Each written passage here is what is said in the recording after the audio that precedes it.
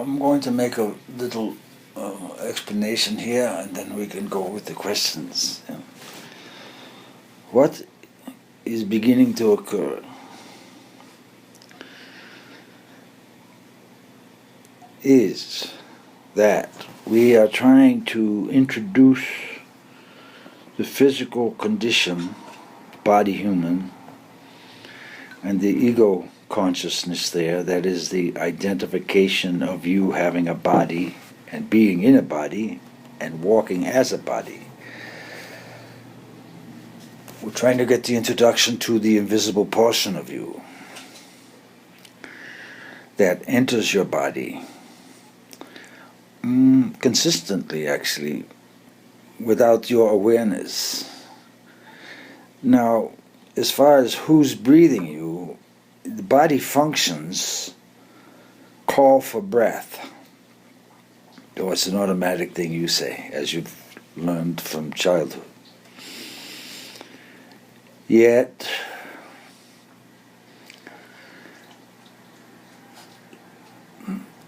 circumstances around you, environment and such, causes your moments of breath from the invisible to visible. You are now physically what you would say visible, I am, ego, with your name and walking things, body. Yet, with the changes going on the planet, you're becoming introduced to the greater portions of you.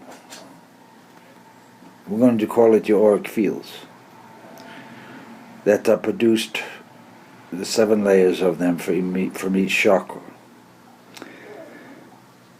In each chakra there's a personality there, which we've spoken of, that you have to recognize. And the way you recognize it, eventually, is from your experiences with it, with the particular chakra. You might not know which one is working, but you can get an idea from the processes of your thoughts. Yet most humans are not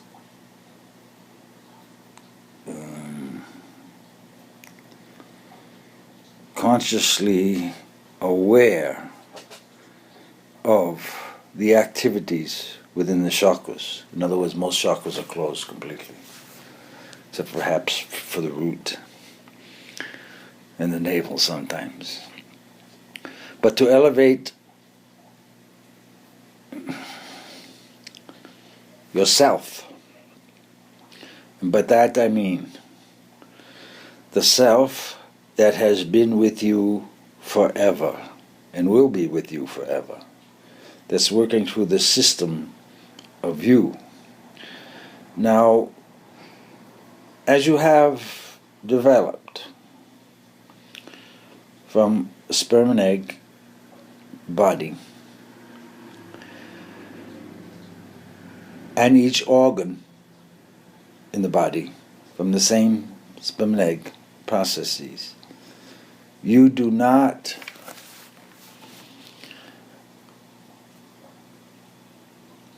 remember how you did it. How you did it was by letting it be done. You didn't interfere, and you became out of it. You went through what we call the innocence. You went through the innocence of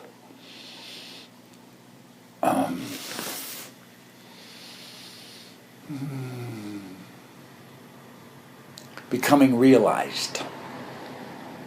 Becoming realized. When you contemplate that moment, and I'm talking about the moment just after the sperm enters the egg, when fertilization and growth began, right there, in your innocence of we're going to say observing, because you were observing. You weren't in the form yet because there was no form. You're around the mother, you're around the womb. By that I mean you were around your mental processes coming from the last incarnation. We're looking forward to entry into the form. But the form wasn't there. You were in an innocence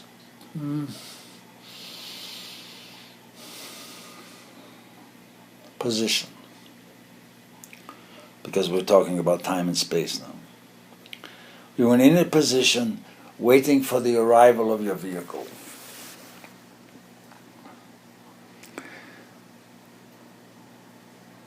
Some enter the vehicle within the womb and understand the process of the breath of the water. The fetus is being breathed by the water. Water makes up most of your body, literally. As the witnessing of the birth comes forth, you come out of the womb, there is a different breathing process that takes place. There's the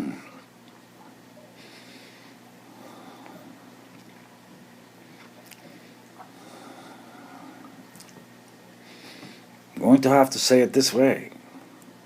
There's a remembrance of how the water was breathing you from within the womb. That remembrance is activated when you come out of the womb. There's no water. Your memory of it, the breath process, causes this.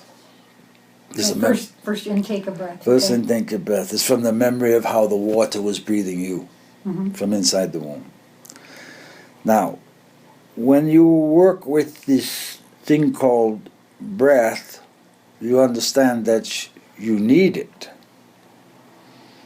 You understand that you need it. And it becomes a conditional process. In other words, it becomes taken for granted.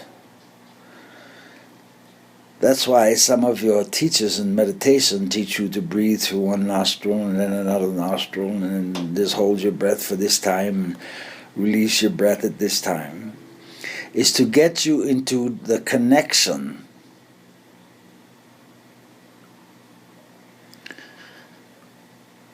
before you were born. Because you were not breathing then. You didn't have an idea of what breath was. You are an electrical unit influenced by magnetic currents, pretty much, which in your world you would say are thoughts. The process of anchoring all of your energies into one unit is what birth is. Diagrammatically speaking, you have 3 sets of anchors in you. One in the lower region, from the solar plexus down to the root chakra. It is an anchor. It looks just like an anchor, for your memory of how anchors hold ships. You have another with the base of the anchor is at the solar plexus and it comes up to the throat. And then you have another where the base of the anchor is at the throat and comes above the head, the stem of it. They appear to be very large and very metallic. Iron, you'd say. I say they appear to be that. The reason for that is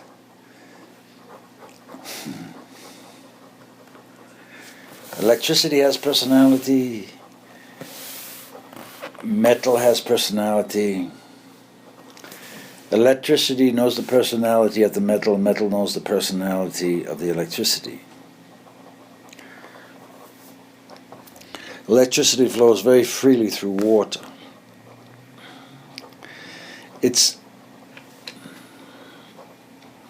moderated and aligned through the anchors in your body, through those 3 anchors I just described. Allowing you, in your greaterness,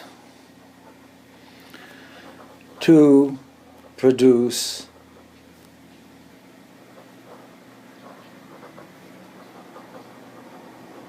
a skeleton, bone.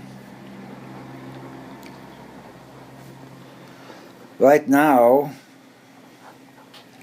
your understanding of the bone is produced by the elements of calcium and other trace elements in the body, or in the fluids actually. The manifestation out of water to become you is what you have learned growing up. Now when I say you don't remember that, it's because you don't think of it. You beings are realizing now that the body is produced by food. What you eat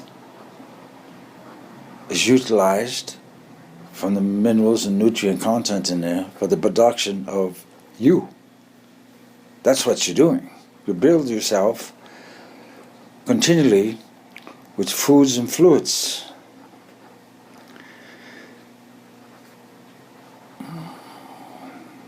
Realizing yet that you must choose your foods carefully for the production of the unity. I'm going to call it the unitized self, what you say is your body, and you, and your ego, and your parts. What was it last word? Parts, P-A-R-T-S, hands, fingers, feet, toes, hair, all of it. You're a factory. Now what is finally coming to consciousness is the importance of water. And just as I said, just the importance. You've had your scientists that are taking pictures of water in different circumstances and different shapes of crystals and the beauty of some and the ugliness of others. From just the context. What you're not in the beginning to understand, water has memory. Water has memory. And when you take a drop of water and drop it on your table or things, it releases oxygen, but you're not chemically aware of that expansion when it happens. Water has memory. If you put a flower rose through water and take a sample of the water under a microscope, each little cell will look similar. Rose. You put another flower in there, it'll look different pertaining to that flower, but it'll be all the same. Water remembers. So when you put food in your body, along with water, water remembers. Remembers the food's energies.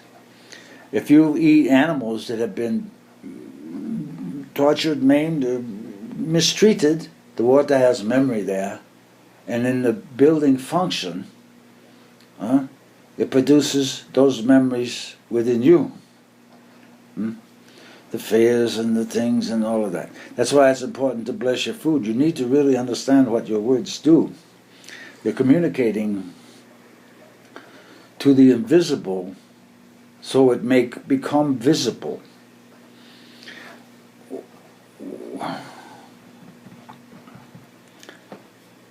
In the old times when they sacrificed animals for feasts and they did the prayers and things over the animal and they ingested the food of the animal, the meats,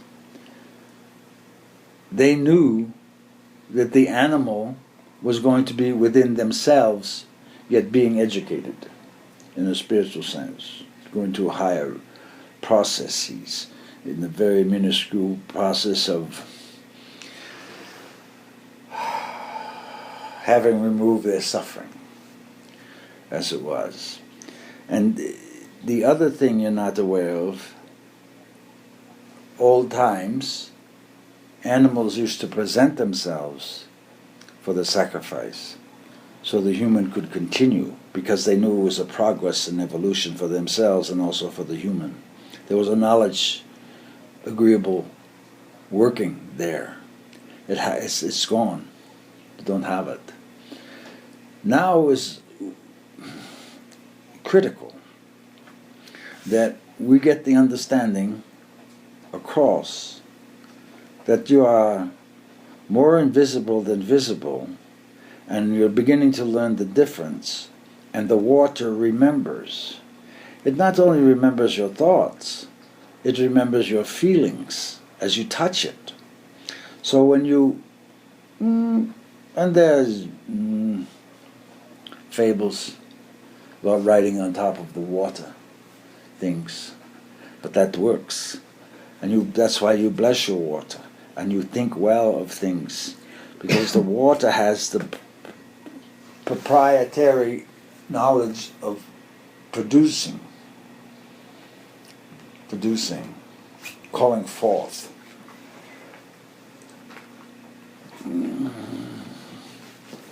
Who's breathing you? You're going to find out everyone is. You're going to find out you're in the same balloon, so to speak, and, well, not really balloon, more in the same space that's as others that are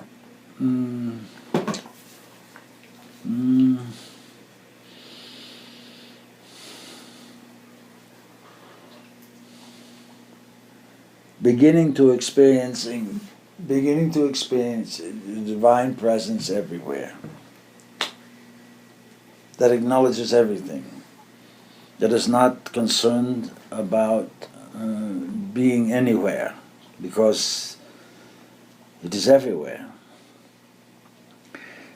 This particular present, which you beings term God, that word, that greatness, that whatever word you want to choose for the example of divinity being forever and greater than everything. Whatever word you desire to choose from it, that's the influence that you are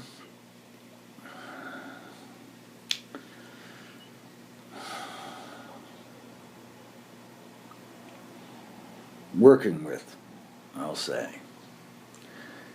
Yet, you're going to have to understand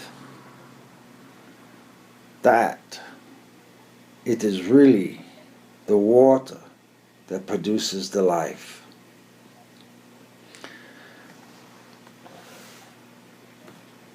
The growth factor. The physical life. The physical life. It's the water. The breath will provide you opportunity for awareness. That's what it does. That's what it does.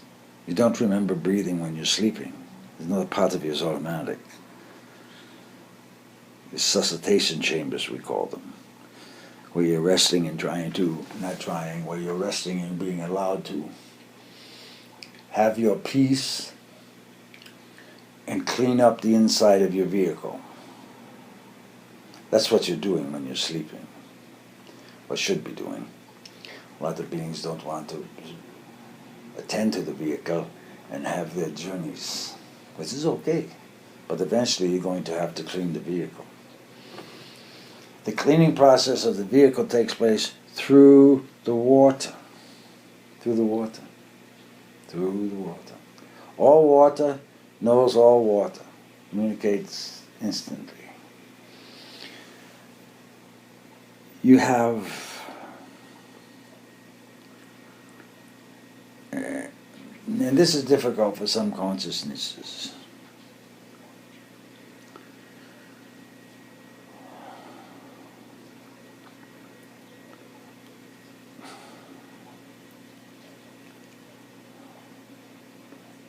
You have what a being called the Queen of the Sea. And you have a being called the King of the Sea, and you have a being called the Prince of the Seas, and princesses of the seas, who rule the waters.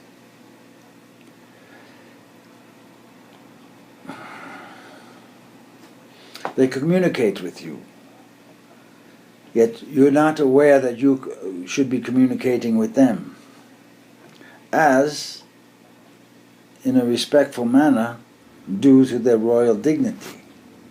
They're called kings, queens, princes, and princesses for a reason, of the elements. For a reason. They've been around before you, they're going to be around after. They know the system here. When you take science and put it down into numbers, you've lost personalities. What you are beginning, and the only reason you have computers is because you've discerned the difference between on and off, zeros and ones. That's all that runs through those things. And the formation and structure comes later. You are the same. You're on and you're off. You think you're on when you're awake and walking. You're not aware that also when you're awake and walking, you're off. You're blinking off. You're constantly making adjustments in the personality and the self, in your manners, in your movements, in your own arguments, in your own discussions. The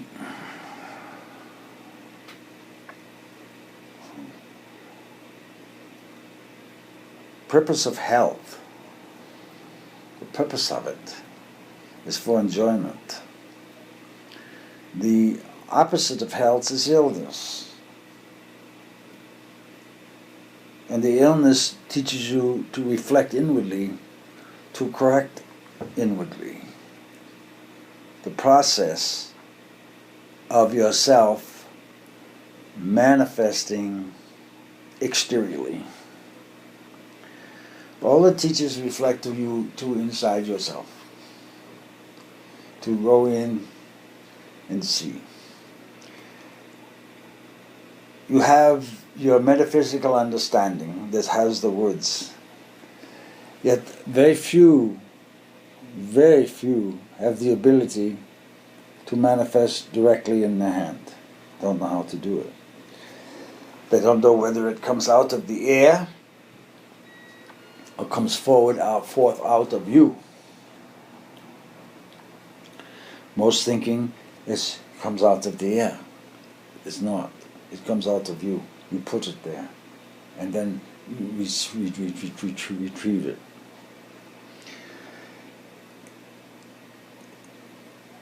In your world today, you're learning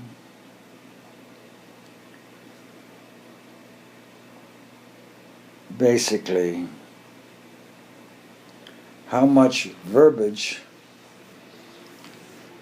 can be confusing. How verbiage can be very confusing. Because you have to align onto the thought stream where it's coming from. Instead of the identity of the self as a movable plant, which is what you are. You're flowers moving. And when you drink water, you're drinking the memories where the water has been and what it's seen. So it's important to bless the water. The keys to these spiritual motors, the key, literally, it's a key, are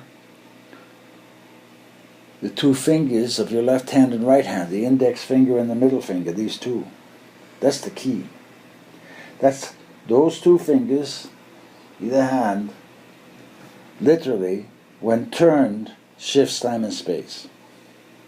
You start currents over on one side clockwise, you start current on the other side clockwise or counterclockwise. You're going to find out that you're like a boat hovercraft with engines here, moving energies around you. We're going to call it energies. We don't want to confuse people. There are also spiritual beings there that realize the importance of these two fingers, what they can do, and the knowledge that's there. The knowledge that's in these fingers. There's knowledge in your thumb. You have the energy of Jesus Christ at the tip of your thumb. You have the energy of the Virgin Mother at the base of the thumb. The being, they never left you. No. That's why we told you the apostles are on the fingers here. There's 12. They never left. The teachings are in your hands. The prayer that Jesus gave, Our Father who art in heaven, hallowed be thy name, thy will be done, that's the thumb. That's the thumb.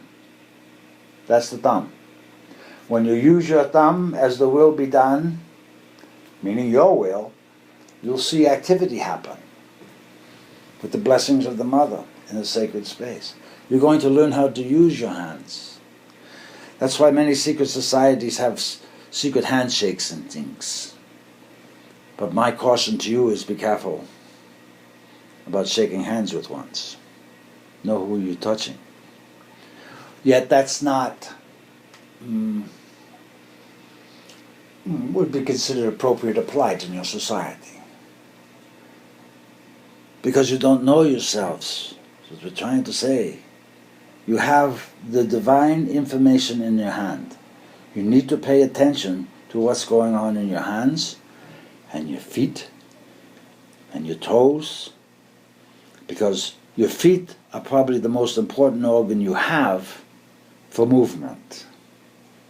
For movement. Particularly the ankles. They allow you flexibilities.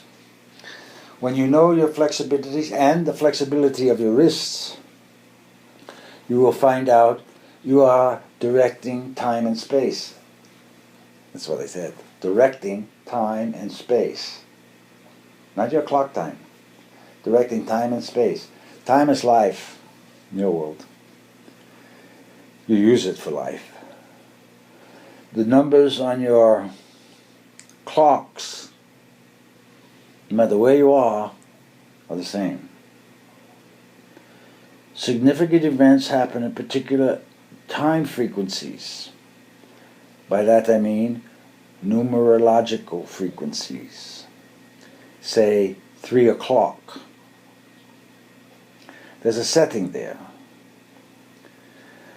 The hour hand is vertical. The hour hand is horizontal at the 3. The minute hand is vertical at the 12. That's an upright position. It should bring your attention to sit erect for this hour, and it comes and clears. That's the magic of time and numbers.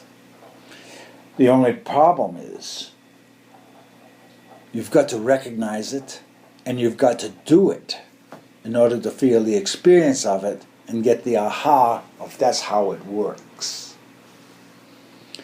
There's a reason you put your palms together like this.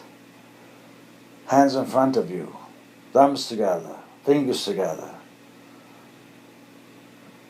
There's a reason, because it balances all the frequencies within yourself and the auric energy you extend outward. As you, the interior portion of you that's waking up, at the solar plexus begins to understand this, then the body becomes your Taj Mahal, Supreme Temple, because you have understand the cleaning process outside. You're not worried about what it looks like